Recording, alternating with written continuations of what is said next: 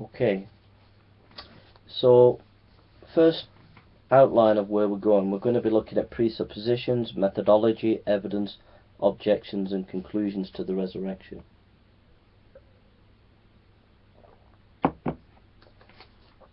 First of all, a consideration of the resurrection is primarily a look at history, specifically the history of Jesus and the early church. In the study of this history, it is important to note all historians come to the material with a bias.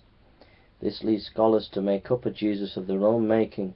In a profound lecture, Dr. Dale Allison, a formidable scholar, The Historical Christ and the Theological Jesus, March 6, 2012, Duke University, noticed the Orthodox scholars produce a Jesus that fits their creeds, while the skeptics produce a Jesus to fit their ideologies.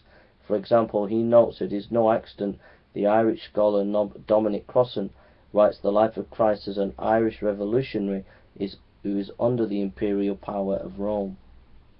As we look at the history of the historical quest of Jesus, we see how especially skeptics who boast of the super-objectivity in historiography are guilty of bias. We have H. Ramarius, 1694-1764. He said Jesus was a Jewish revolutionary. D.F. Strauss, 1808-74, Jesus was a myth, and the New Testament was a projection of the church onto a fictitious past. Ernest Renan, 1823-92, Jesus was a romantic visionary.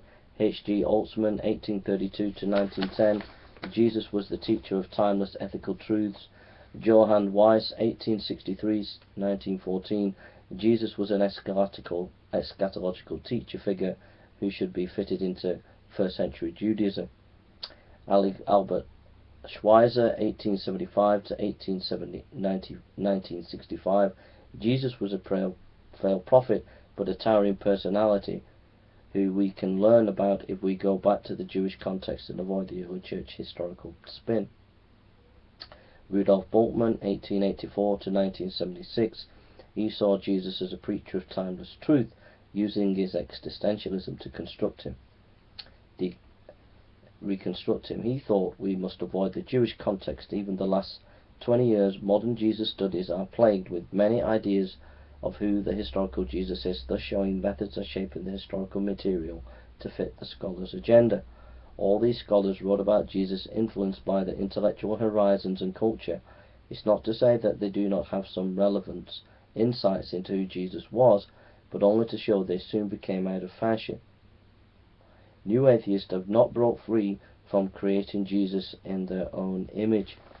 So what I'm saying is, look, we're going to look at the historical Christ, and did he rise and did he not from the dead. But we've got to be honest, as we look at the evidence, we all come with a bias, the Christian and the atheist. But what I've traced for you is the history of skepticism against Christ and Christianity, and showing you that skepticism in its historical inquiry has been biased. They have created Christ in their own image. We'll go further on into this.